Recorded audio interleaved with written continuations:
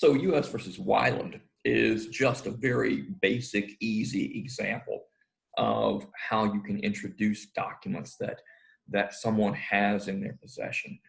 So in this case, the appellant is a prisoner, and he had previously been convicted of a crime, and so you had someone from the jail, a man named Green, who is the custodian of these records, who wrote a certification saying, "Look, I have these things.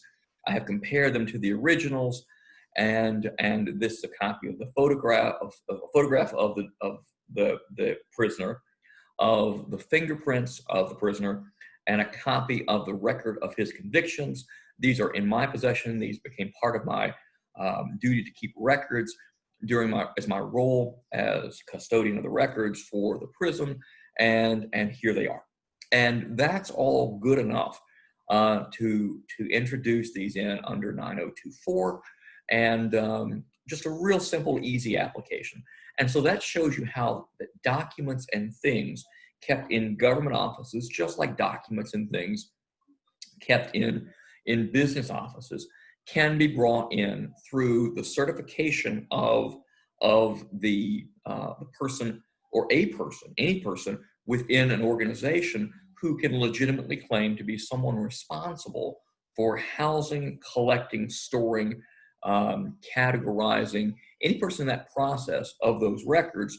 That person can write a certification just describing, "Look, we have this. This is what shows it's the real deal, and because of our role as a government entity or a business entity, we have these for a particular purpose." Now, as you know, with a business, you have to show that you're in that type of business and that part of that business is keeping these particular records. It's a little bit easier for a government entity. You don't have to establish that you're in the business in a type of business that's doing a particular thing that requires this particular type of record. You just have to say, "We do keep these records," and that's good enough. But the basic procedure for business records and for government records to show their authenticity is exactly the same.